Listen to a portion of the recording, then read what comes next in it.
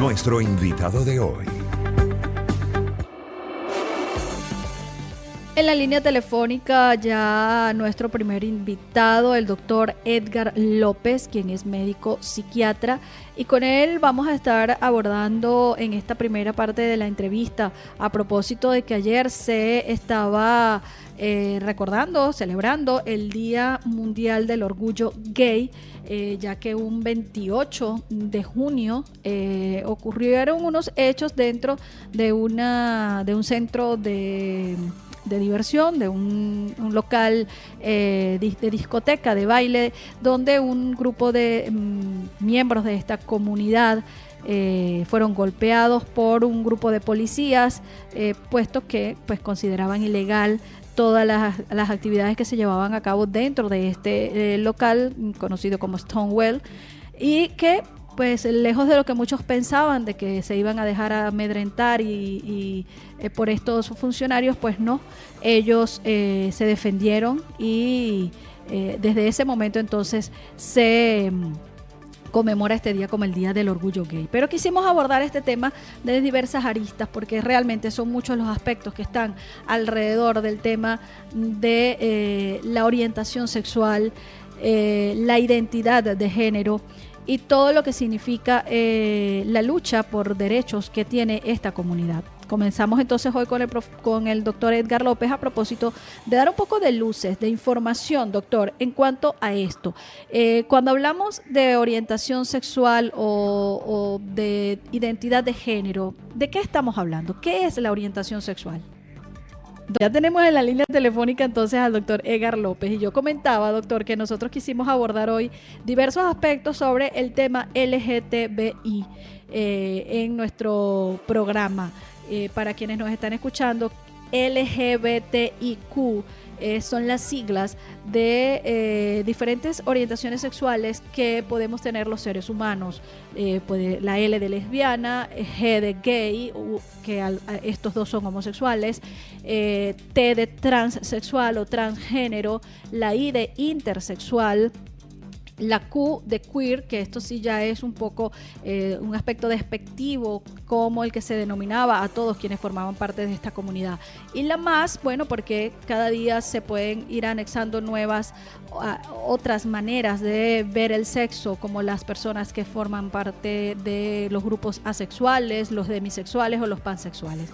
Yo hablaba, doctor, entonces un poco acá con usted queríamos abordar este aspecto psicológico y biológico. Cuando hablamos de orientación sexual, ¿de qué estamos hablando? Ok, bueno, mira, muy buenos días, María. Primero que todo, muchísimas gracias por tu invitación, porque pienso que hay un fin benéfico de ir aclarando aquellas dudas en la cual, pues, tendemos a distorsionar los conceptos entre lo que es normal y anormal, o lo que simplemente es considerado como una variante de identidad o una variante de orientación sexual. Entonces, fíjate tú, los seres humanos que tenemos una orientación de muchos tipos, no solamente vocacional, sino también, vamos a hablar específicamente, el ser humano tiene una orientación sexual, que es hacia qué afinidad, hacia dónde está orientado mi romanticismo, mi fantasía sexual y gustos, que puede clasificarme en heterosexual o en homosexual. Hetero, cuando me gusta la persona del otro género, es decir, en mi caso soy hombre, me gusta una mujer, u homosexual, cuando me gusta la persona de mi mismo género, ¿ok? Es decir, una mujer le gusta a otra mujer, un hombre le gusta a otro hombre.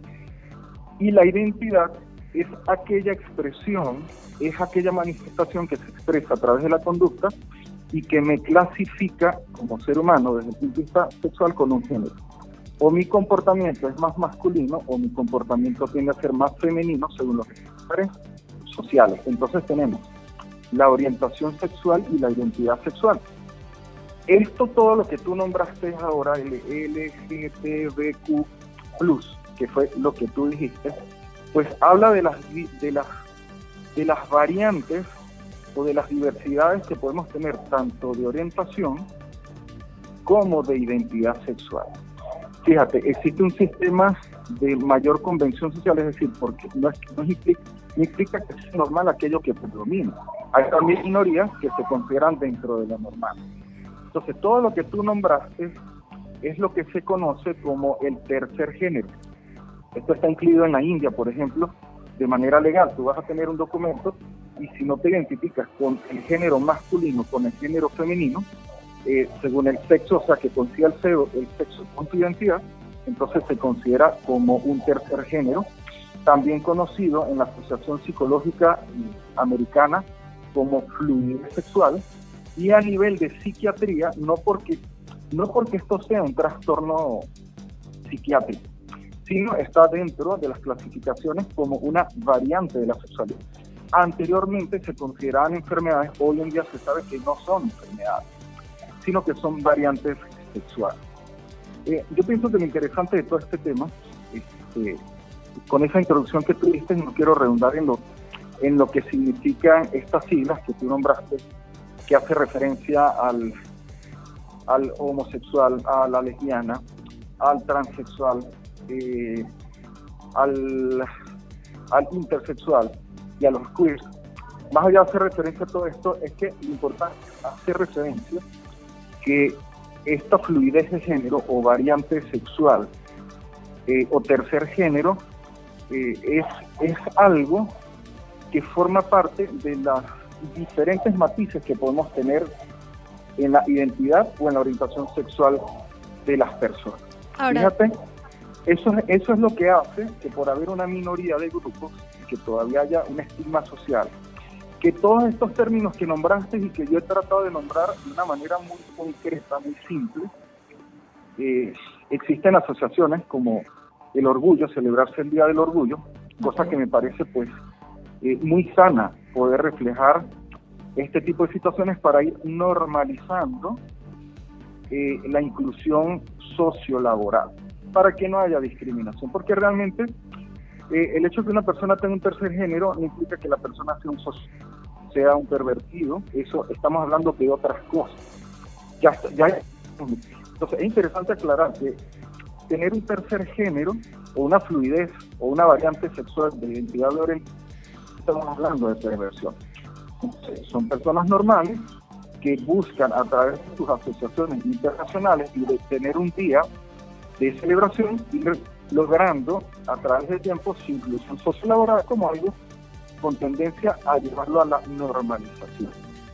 Ahora, doctor, la construcción de la sexualidad tiene varios aspectos, como usted lo ha venido señalando. Tiene un aspecto biológico, un aspecto social y un aspecto psicológico. Para que de pronto nuestra audiencia que nos está escuchando en este momento pueda formarse un concepto sobre esto, ¿cómo yo construyo mi sexualidad? ¿Cómo yo la puedo establecer como ser humano? Yéndonos ya al aspecto, como decía, que lo vincula con un elemento biológico que es lo que trae mi cuerpo al momento de nacer, luego lo que tiene que ver la influencia social y el aspecto psicológico. Ok, bueno, fíjate, mi sexualidad que es la orientación sexual y lo que es la identidad sexual. Orientación es hacia qué sexo yo tengo afinidad desde el punto de vista de mi sexualidad. Y la identidad es como yo me quiero expresar, como yo me siento. O sea, yo puedo ser hombre, pero me puedo sentir mujer o me puedo sentir hombre. A eso se refiere la parte de identidad. Este resultado, una vez que se forma nuestra personalidad, ya después de los 20 años de edad, yo voy a tener una orientación y voy a tener una identidad sexual. Esto es el resultado de la programación genética que tiene mi célula, ¿verdad? Estaríamos hablando de cromosomas, estamos hablando de genética, que puede definir mi conducta o mi orientación. También puede ser, tú nombras la parte de anatomía, y que ahí sí pues hago un poquito de énfasis cuando hablamos nosotros del intersexual, que es una persona que de repente nace con rasgos, por ejemplo, alguien que puede tener un pene, pero también una vagina, la forma de los labios, de la vulva vaginal. O podemos tener una persona que no se nota al nacimiento, sino que con el tiempo, es decir, yo puedo tener una mujer de aspecto anatómico y sus órganos reproductores femeninos, pero cuando se desarrolla puede tener barba.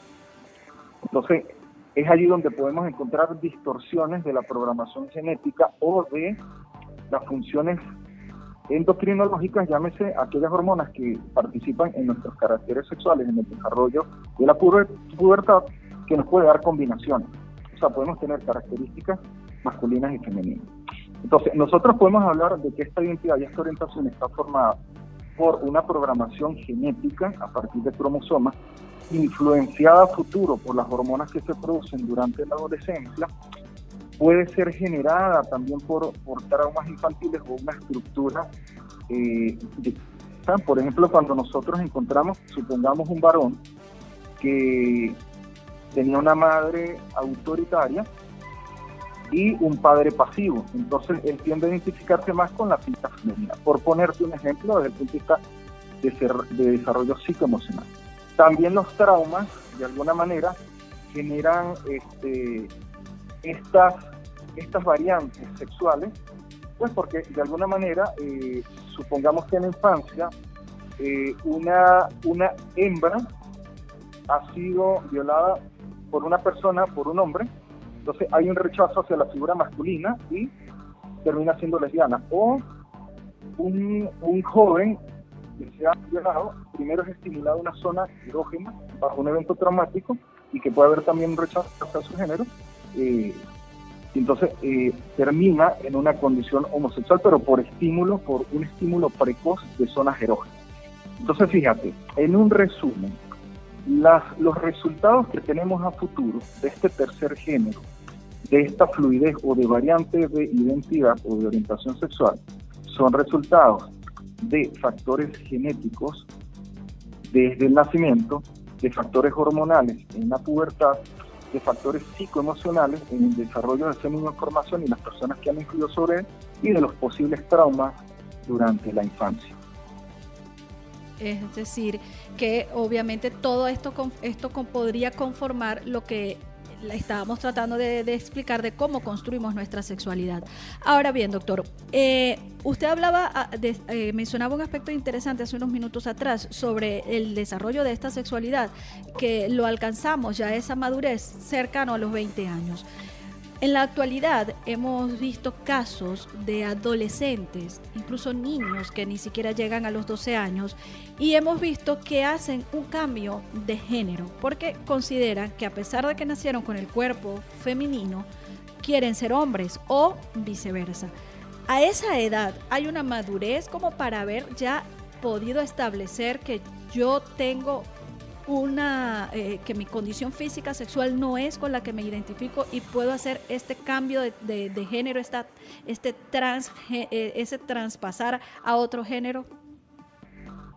Sí, pero mira, tu pregunta es sencillamente fascinante. Me gustan las preguntas que las preguntas al mismo tiempo.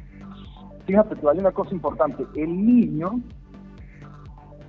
no tiene una identidad sexual de niño, lo que pasa es que su papá, si el niño es varón, lo va a meter en béisbol, lo va a meter en fútbol, el niño va a intentar imitar la conducta del padre, y digamos va modelando una estructura masculina. Más eso no implica que a futuro el niño, desde el punto de vista de desarrollo psicoemocional, vaya estructurando su orientación o su identidad sexual.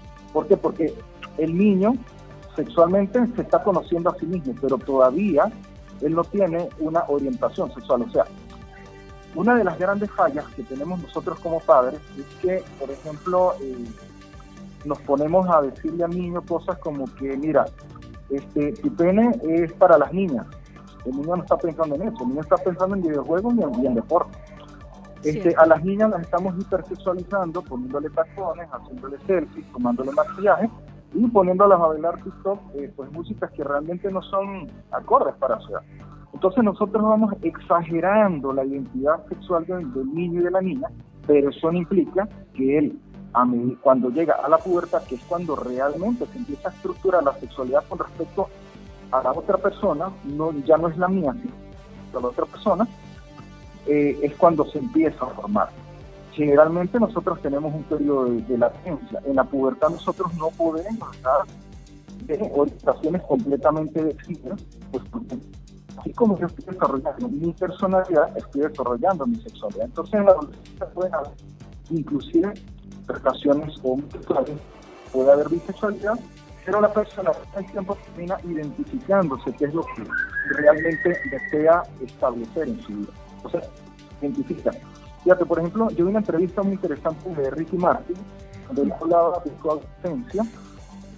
Él decía que por el medio artístico realmente hay una profunda promiscuidad y él tuvo relaciones bisexuales. Pero él se dio cuenta realmente que él era homosexual cuando a los 22 años, creo, se enamora de un periodista. Él dijo, realmente me di cuenta que yo soy homosexual. O sea, porque mi sentir, mis emociones, mi querencia y mi amar está hacia la persona del mismo género. Entonces él identificó, ¿no? Identificó. Exacto. Y realmente pues se mantiene, estructuró súper. Fíjate tú, ¿no? Coincide con la teoría que te estoy diciendo de la personalidad. El cerebro ya tiene una conformación simbólica, anatómica y funcional de mi identidad y de mi orientación sexual después de los 20 años. Pero antes no podemos hablar nosotros de que ya está completamente formada. ¿Cómo no? Yo he tenido casos, por ejemplo, de pacientes que son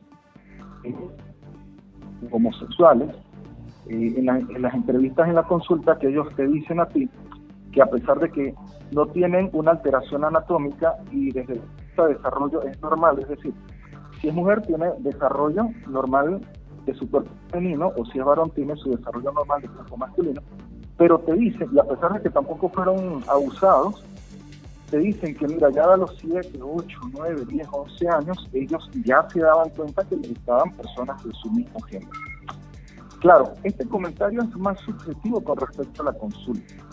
Fíjate, hay un común muy grande de que las niñas creen que son lesbianas, tiende a haber una confusión.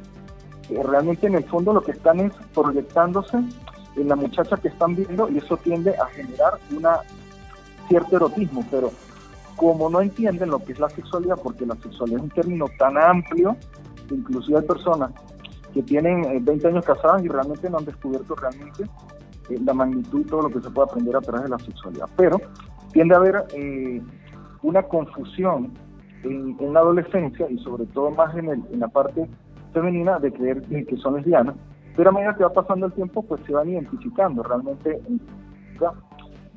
como heterosexuales. Entonces, bueno, esto digamos dentro de todos los matices que uno puede encontrar. Hoy en ¿Qué es día... lo que yo te quiero decir con esto? Okay. ¿Qué es lo que yo quiero aclarar? Que en la infancia la sexualidad es a nivel personal, es como yo me voy a identificar. Pero en la pubertad empiezan a regir los patrones sociales, los influencers, las redes sociales, las hormonas, y van definiendo a futuro, en esa década que pasa de los 10 a los 20 años aproximadamente, van definiendo y consolidando cómo me quiero expresar yo, es decir, mi identidad sexual y hacia quién estoy definido yo, es decir, mi orientación sexual. Ese punto que usted acaba de mencionar, doctor, es bien importante.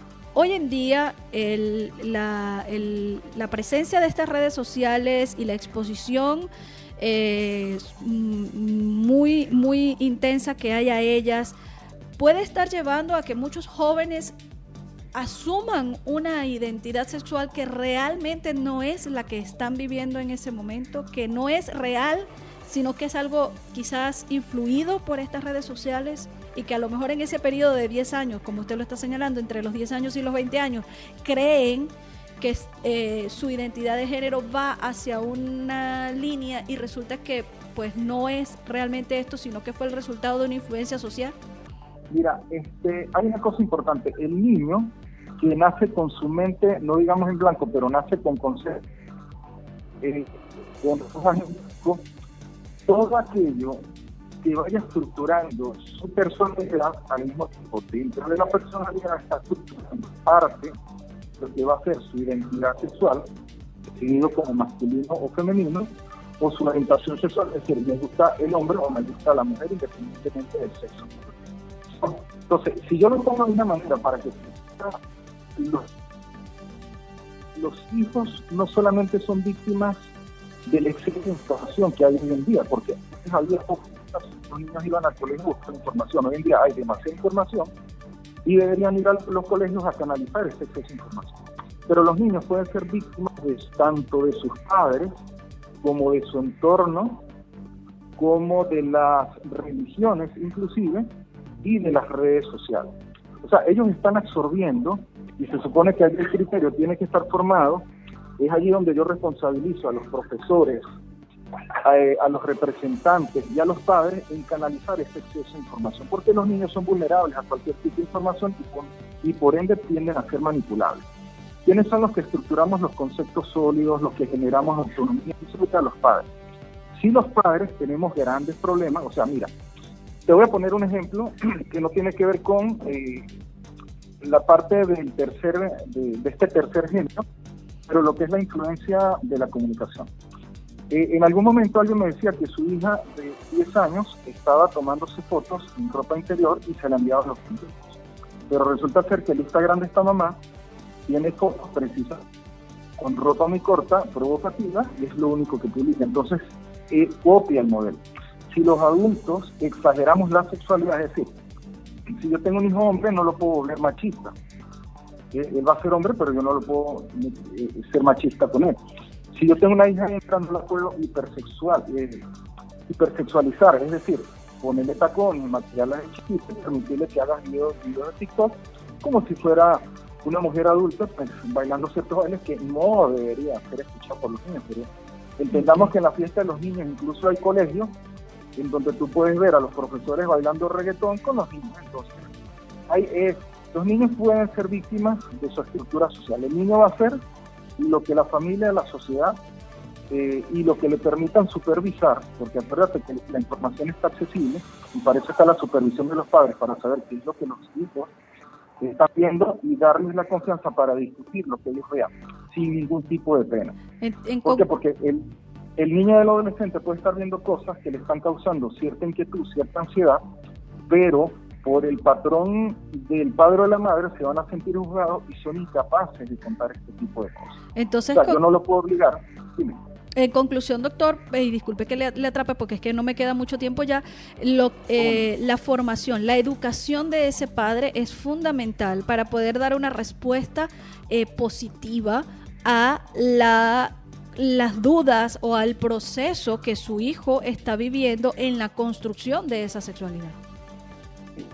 Mira, la información es siempre enseñar al hijo que nosotros no podemos cuestionar su conducta, nosotros tenemos que aprender a discutir, a tener conversaciones sanas y enriquecedoras con nuestros hijos. Fíjate tú, yo te voy a poner un ejemplo muy personal. Yo tengo un hijo de 15 años y cuando mi hijo tenía 10 años, cuando yo le decía, mira, el día que tú tengas pareja, ¿y por qué yo le decía la palabra pareja? Porque no define un género, no define pareja. En el caso de mi hijo no estaba definiendo si ni varón ni hembra. ¿Por qué? Porque yo no sabía si mi hijo estaba programado a ser homosexual. Si yo a mi hijo le decía, el día que tengas novia y me des nietos, quizás yo le estoy poniendo algo en su cabeza que él no estaba pensando.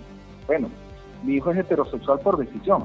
Eso, digamos, lo sé porque afortunadamente tengo una plena confianza con él.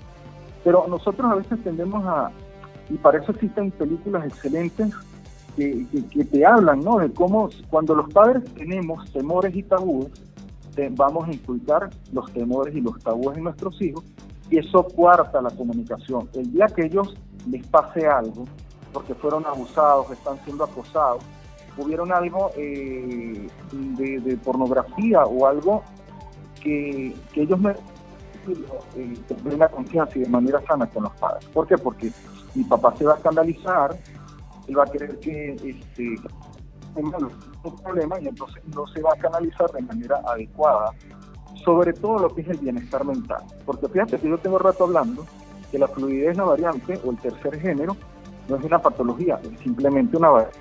Es una decisión y es una variante. Así es. Bueno, doctor, lamentablemente se nos terminó el tiempo. De verdad que agradezco este contacto telefónico en el día de hoy para poder hablar sobre estos temas que son tan fundamentales, conversar en nuestros medios de comunicación. Creo que, como usted bien lo decía, tener siempre un lenguaje positivo y abierto y no imponer una posición. Eso que usted acaba de comentar con respecto a su hijo, hablarle el día que tengas una pareja, me parece fundamental, porque yo estoy dejando abierta la libertad de su decisión, que mañana o pasado quizás no sea la que yo hubiera tomado, pero es la que ella o él tiene que tomar.